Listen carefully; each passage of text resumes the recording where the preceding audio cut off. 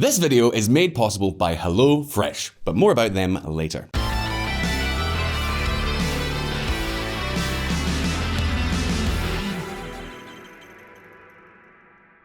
Let me ask you a question. What is the most expensive weapon in history? No, it is neither the nuclear bomb nor Israel's missile dome. The most expensive weapon in history is the F-35 Lightning II fighter jet, which you may have seen on the news recently because one just crashed into the South China Sea.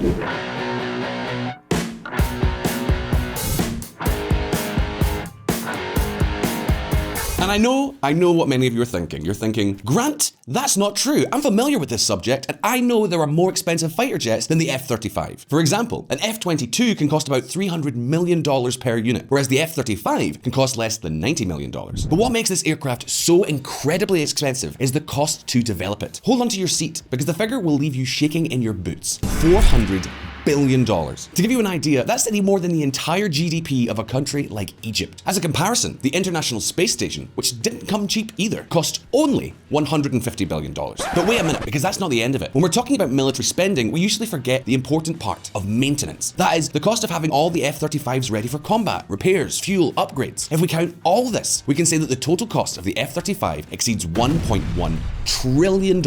And yes, that's trillions with a T. Have you got lost in the figures? Think about this for a moment. It's more than half of the entire budget of the European Union, a budget that we have criticized here several times on VisualPolitik because it seems to be a veritable orgy of public spending. In this case, we are talking about an outrageous fortune just to develop this aircraft that you see on the screen.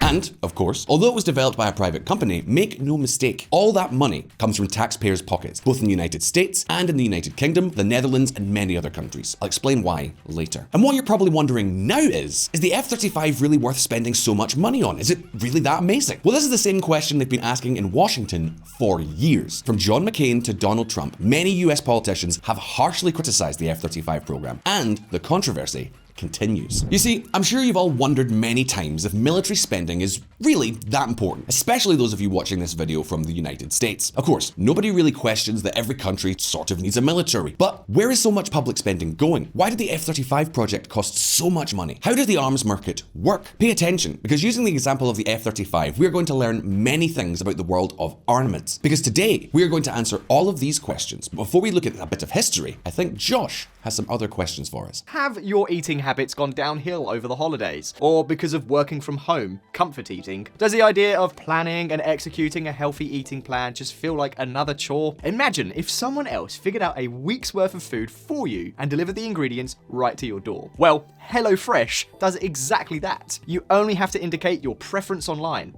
For example, vegetarian, fit and wholesome, or family-friendly dishes, and select the number of meals that you plan to eat at home that week, and HelloFresh will come up with a meal plan. Next, you choose which of the dishes you want to try, and they provide you with all the seasonal ingredients and condiments to prepare meals at home that work with your lifestyle. And you're not locked into a plan either. If you have a trip or lots of events in a particular week, then you can skip a week, no problem. I love how it saves me time and the mental energy of trying to figure out what to make, especially at the end of the workday. Now, I'm really not much of a cook, so I opt for the under 20-minute meals, and I've found the instructions straightforward, and I'm slowly building up my kitchen skills, definitely expanding my repertoire from beans on toast. So, if you want to streamline your shopping and meal prep, give HelloFresh a try. Click the link in the description and use our code HelloVisual to get 50% off your first HelloFresh box and 35% off the next 3 boxes.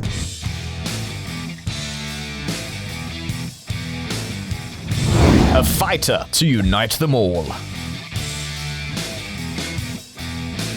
It may be surprising, but the initial idea of the F-35 was to save costs. That's right, our story begins in the 1990s. The Cold War was over. That meant there was no longer a giant like the Soviet Union to compete with in terms of armaments. So, both the US military and many other allied militaries decided to optimize costs, at least in fighter jets. How? Well, first, by joining forces to develop a single fighter for all countries. In other words, the United States, the United Kingdom, Canada, the Netherlands, and other allies all joined forces to create the Joint Strike Fighter program. You could say that this program was something like a wish list of all the specifications that this new fighter jet had to have. In this way, they could place a much larger order with the supplier. By placing a larger order, an economy of scale is generated and costs can be lowered. Makes sense, right?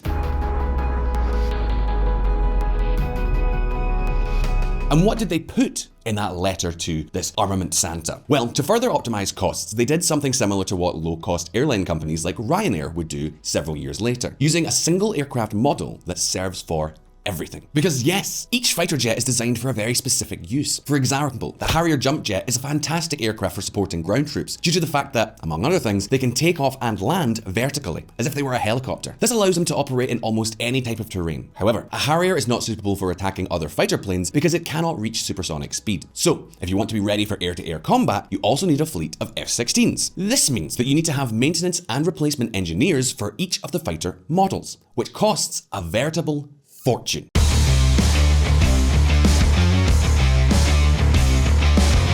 So, the Army's master plan was a fighter to bring all their needs together. An all-terrain aircraft that could 1. Break the sound barrier, 2. Land and take off vertically, and 3. Most importantly, be stealthy. That is, no radar could detect it. Already, in the 90s, there were aircraft that had some of these characteristics, but to put all 3 aspects together in a single fighter was a marvel never seen before. Well, with this letter to Armament Santa, a competition was held in which the leading arms companies in the world participated. Finally, in 2001, the jury named the winner. Check this out. Lockheed Martin team wins Joint Strike Fighter competition. Keep the name of this company, Lockheed Martin, fresh in your mind. Since they won the competition, their stock price has multiplied by 6. Think about it. Lockheed Martin has developed an aircraft designed to replace almost all the fighter fleets of the United States and allied nations. To give you an idea, the Pentagon alone has ordered more than 2,400 fighters. Winning this contract was a real boon for the company, but it was also at this time that the F-35 Nightmare began. The most expensive weapon in history.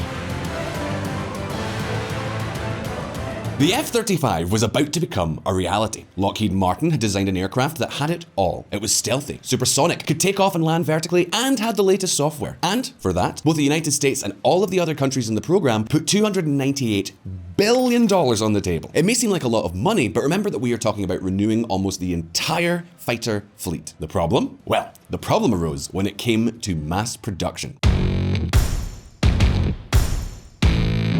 To begin with, there was no single F-35 model. There were actually 3. The F-35A for aerial combat, the F-35B for vertical landing and takeoff, and the F-35C, which would have folding wings and was intended for rescue operations. Initially, the aircraft were going to be very similar, but as production progressed, small problems began to arise, mainly with the software. The different F-35 models are not so similar to each other and, in many cases, require specialized personnel for maintenance. But if only this were the only problem.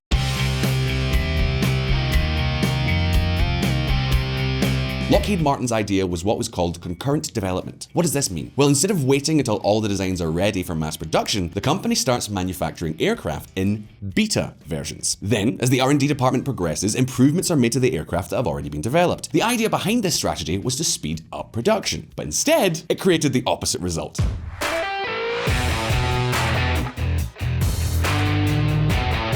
Every time improvements were made to the beta aircraft, new problems appeared. And all of these problems resulted in 2 things: delays and money. Lots and lots of money. Check this out. F-35 program costs jump to $406.5 billion in latest estimate. You heard right. What was initially less than $300 billion, which is already a lot of money, has ended up exceeding $400. And here there are interpretations for all tastes. Some say that these are understandable problems, but there are more than a few who complain about the company's lack of incentives to optimize costs. After all, why should they? Once they've been awarded the contract and started spending the money, no one's going to cut the project short. It would be throwing away the entire investment. So both the US and all of the other allies have been forced to keep paying all the cost overruns to at least get the long-awaited F-35. That's not the end of it. The F-35 is not only expensive to develop, it is also expensive to maintain and use. For example, flying an F-15EX fighter costs about $28,000 per hour. An F-35 Lightning II costs more than $45,000 per hour. In other words, yeah, it'll be an amazing fighter, but you'll really have to think twice before you take it for a spin. And now, there are 2 questions you may be wondering. First, are there any F-35s in use yet? Well, yes. After a myriad of delays, in 2015, the first combat-ready F-35s came out. However, even today, more than 20 years after Lockheed Martin won the contract, thousands of aircraft are yet to be completed. The second question then is, was it really worth all that money? Well, we're going to take a look at that now. A supercomputer with wings. What you see on the screen is one of the most important parts of the F-35, the helmet. To give you an idea, each of these helmets is worth more than $400,000. But what's so special about it? Well, among other things, it allows the pilot to fly the plane as if he or she were on a magic carpet. That is, it can see the outside of the aircraft, beyond the fuselage. All of this is thanks to the many, many radars on the F-35. It's not just any fighter, it's a supercomputer with wings. And from what those who have flown it say, it's a real marvel. In fact, in many cases, you can give orders by voice. In other words, it's like having Siri or OK Google of cell phones, but in a military version. The F-35s collect all the information and share it, both with ground support and with other aircraft. And this is a real revolution in fighters. Needless to say, flying a fighter jet is very complicated.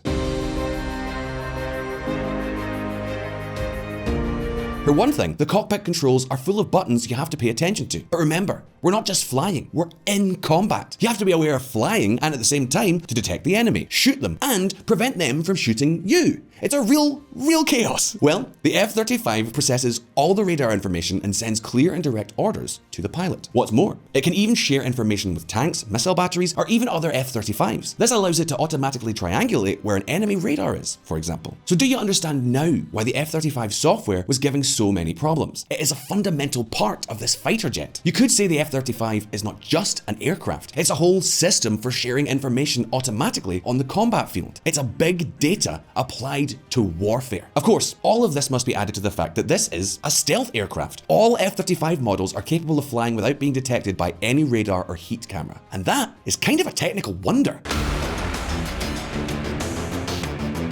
Remember that an engine of a supersonic aircraft kind of heats up. Avoiding detection by a heat camera requires a true marvel of engineering. Put it another way, is the F-35 a good aircraft? The answer is yes. In fact, it is said that it will have a lifespan of more than 40 years. In other words, by 2060, we will still be hearing about the F-35. So the question you're asking now is, what impact is the F-35 going to have on modern warfare? Well, we're going to check that out now. A signal to China. With the information we have right now, it can be said that the F-35 has no rival in the world. The closest thing to this fighter would be the Chinese J-20. But from what the experts say, that model is nowhere near as impressive as the F-35. For example, the F-22 is far superior in many ways. However, the F-22 is a fighter that is only available to the United States and costs more than $300 million per unit. In other words, the F-35 is destined to be the benchmark fighter for almost all of Uncle Sam's allies. In fact, not even the United States was the first country to use it in combat. The first to debut the F-35s were the Israelis. But above all, the most important thing about this brand new fighter jet is that it is a signal for China. Check this out. Singapore in final stages of acquiring 4 F-35 jets to be delivered around 2026.